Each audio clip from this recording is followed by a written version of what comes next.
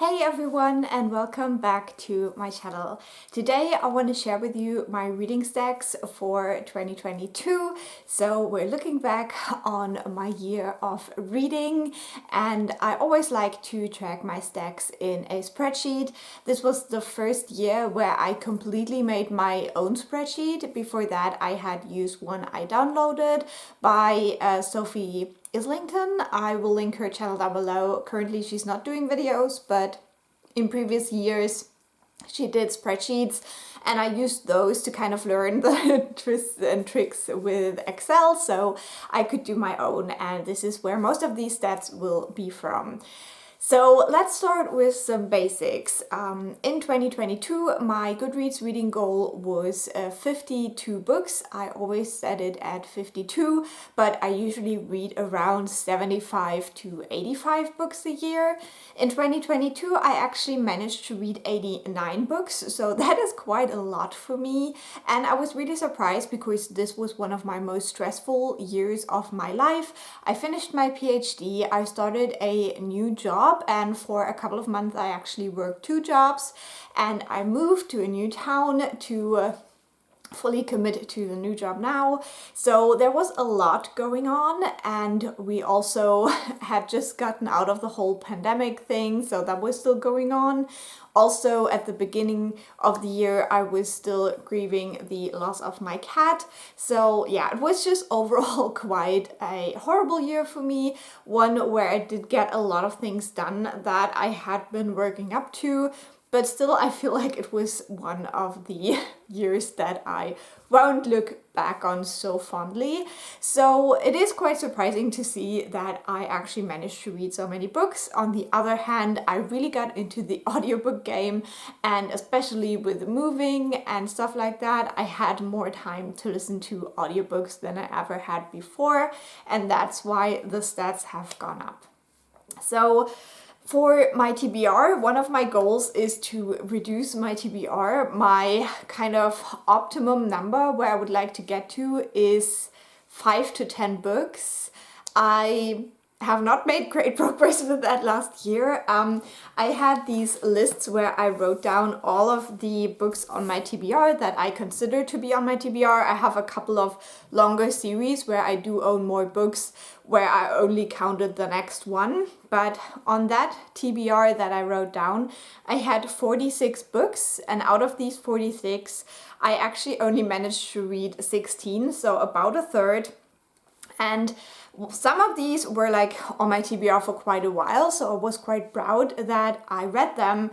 And overall, I gave these books an average rating of 3.66 stars, so that is lower than my average rating across all books. And I think that also shows that, you know, your reading tastes change, and sometimes you're not that interested in a book anymore. And sometimes I also picked up books for reasons that maybe I wasn't even that interested in reading in the first place. So yeah, overall I would say this shows that I really need to get my TBR down, so I only read the books that I'm really interested in. Then I also had my video with 5 series and 5 new to me authors I wanted to read in the year. So overall that were 21 books that I wanted to read. And I actually managed to read all 21 of these, and my average rating of these books was 4.33 stars. So this is even above my average rating. So this shows that I just really like reading series, and especially good fantasy series. I love binge reading them, and that's something that I just wanna do more because yeah, it's just what I like doing. So this is something I will definitely continue on in 2023, both with trying to reduce my TBR and working on a series I've been having my eye on for a long time. So yeah, we'll see how it goes. With all of the books I got for Christmas, my TBR is actually bigger now than it was last year. We won't tell anyone about that, and let's get into some more stats. So I already said that I have read 89 books this year, and that accumulated to around 1900 pages, depending on how I track it. Like, I have this little book where I track like the exact amount of pages that I read every day, and that was 1900. That means that I've read about 1500, almost 1600 pages per month, and 52 pages per day. And that is my kind of minimum that I want to reach, is 50. So this year I'm cutting it very, very close with 52 pages per day. Now for the audiobook, that has probably gone up. I'll have to check in a second where I was last year, if I still have the stats. But I listened to 25,000 minutes on audio this year. This means I have listened to about 69 minutes a day, so about an hour every day. And I have listened to about 35 hours per month, so all in all about 420 hours the whole year, which is pretty crazy to me. That is a lot. Like, more than an hour per day is definitely a lot. Okay, so in 2021 I had listened to 48 minutes per day, which is also quite a lot, but it is even more in 2022. So the month where I've read the most were April, October and December, and the month where I've read the least amount of pages was November. And then for audiobooks, the month where I listened the most were also April, October and December, which is kind of weird. And the month where I listened to the least amount of minutes was January. So overall, out of the 89 books that I've read, I listened to 34 of them as an audiobook, which is also quite a bit. My average star rating is 4 stars, and if you're like very nitpicky, it is 3.99. So that is actually worse than last year. And I also thought that when I made the like lists of my star ratings, I had way more 5-star reads last year, and my worst rating was 2 stars, which is different this year. So I will do a whole video about all of the books ranked, where you can see more specifics on that, but the reading year was a little bit worse than last year. Then I have bought 73 books, that includes gifts, and I have borrowed 28 books, so from the library, and that means that I have spent around 470 euro, and I have saved around 200 euro. That only includes the books that I actually ended up reading from the library and not the ones that I returned unread. And then lastly, I had 4 proper rereads in 2022 and no DNFs. So then I also looked at my monthly stats when it comes to reading, buying and borrowing books. So I did a little bit of a net thing here. So I looked at every month and I looked how much I've read, how much I bought and how much I borrowed. And I will have the graphic somewhere around here so you can look at it. But the month where I had the worst net, so where I have gotten way more books than I read, was in January.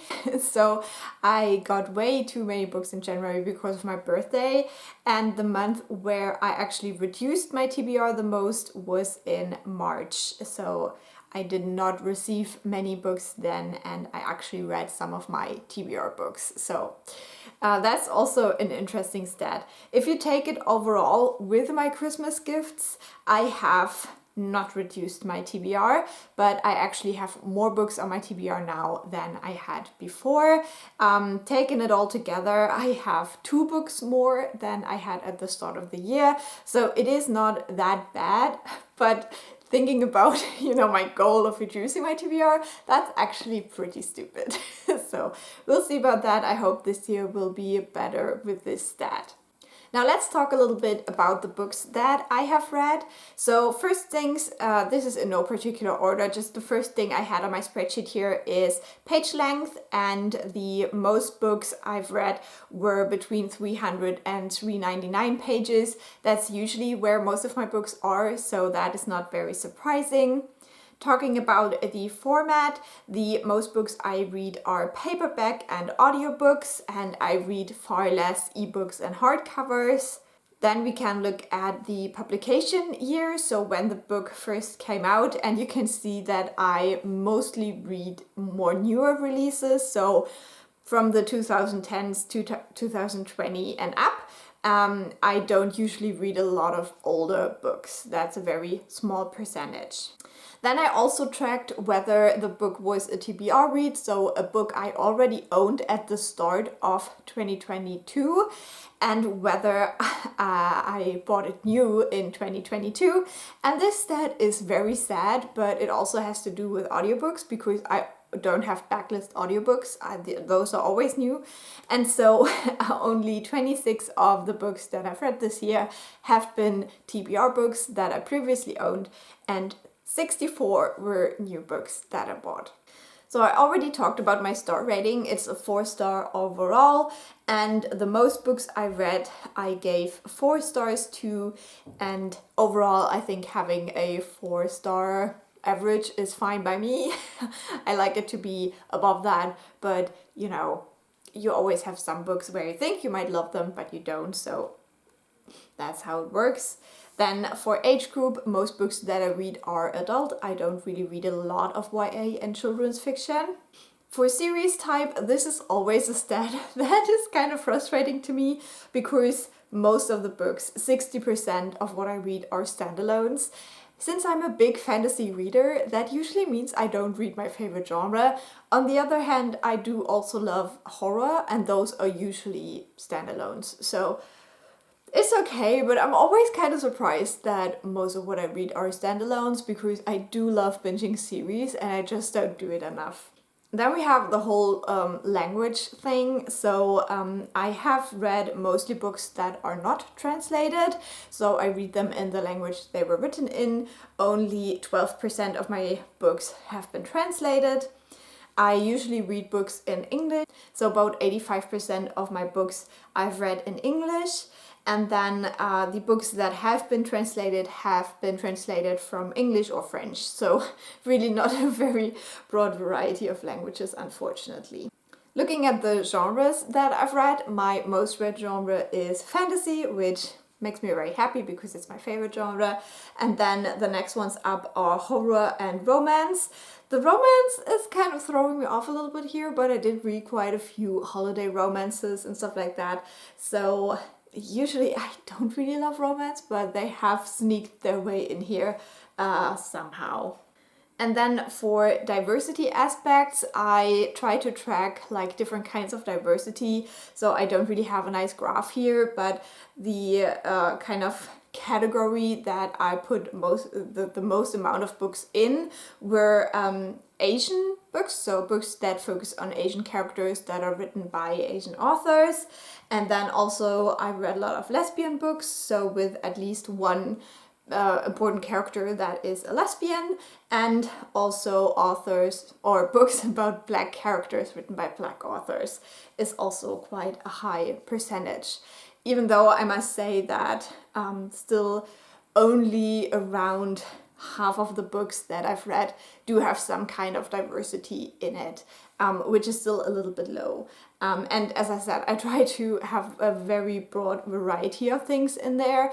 And you also have to keep in mind that I only ever put a book in one category. So even though it might have multiple, like disabled Asian lesbian character, I will only put it into one of the categories, and it has to be something that has to do with the like main character or a very, very important side character or the love interest or something like that. Not like some random lesbian that is mentioned like once or something.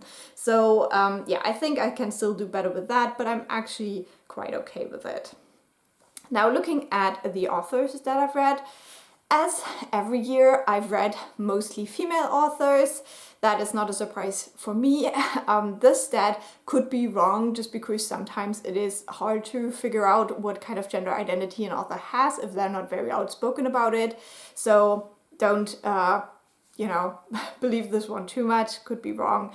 And then for the race category, because I always feel a bit weird about it, I only track whether an author is white or not white, so a person of color.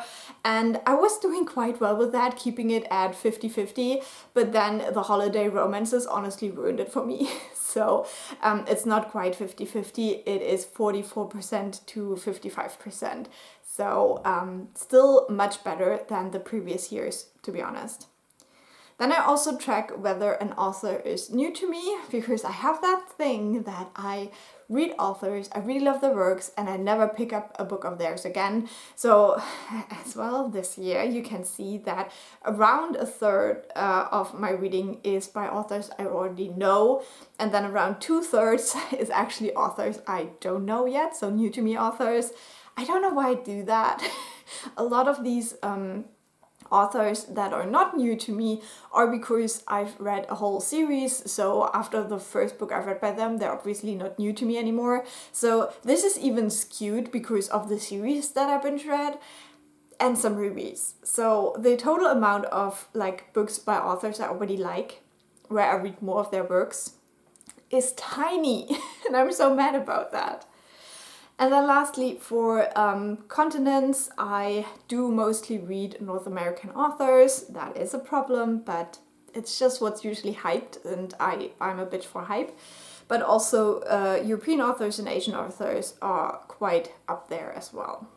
Again, with the authors, I try to track some diversity categories, but oftentimes it's not so easy, and I don't really like deep researching authors. I just look at their bios, and if something comes up, I put it in here. So for diversity categories, I read mostly Asian authors and Black authors, and some other categories like trans authors or disabled authors as well. Now, if we look at the books that I bought in 2022, the most books I bought were adult, since this is what I read. I'm quite happy with that. And the most books I bought were also fantasy or horror or romance. You can also see that again with the way I read books. That's usually the genres I like the most. And overall, as I said, I spent around 470 euros on books this year, and this comes down to a cost per book that is around 6 euro. That is so low because I also have gifts in there, and I've put them as 0 euro obviously. And then speaking of gifts, about 23 of these books were actual gifts. The others I've bought with my own money. And looking at whether I've read the books that I've gotten, it is quite okay because I've again read about 2/3 of the books that I gotten, so not too many that survive on my TBR shelves still. Mostly those were the gifts that haven't gotten read yet. Last but not least, I want to talk about the books that I've borrowed. Now this year I have really restricted myself with the library because I want to read my own goddamn books. So I haven't checked out too many. It was 28 overall, and most of those were YA or adult. Here I usually go more for YA just because those are riskier for me, so I like to get them from the library. I have saved, as I said, around 200 euro using the library. So on average, I saved about 17 euro per book that I've actually read. So that's quite good as well. And again, my most borrowed genres were fantasy and literary fiction. So this is a little bit different again as well from my other stats. And then if I look at whether I've returned the book read or unread, I actually returned about 2/3 of the books read and 1/3 of the books unread. This is also very new for me because usually I would really prioritize these books when I check them out, and so I would almost never return books unread. But this time I really tried to use that kind of feature of the library that you can check them out at a later time as well, and it doesn't really matter. So I'm actually quite proud that I got a little bit out of that habit of like just prioritizing my library books. And yeah, that was my reading stat. I hope this was somewhat interesting. Definitely let me know how many books you've read and any other kind of like stats, like things you can put in a comment. I would love to hear about that, and I will talk to you soon. Bye!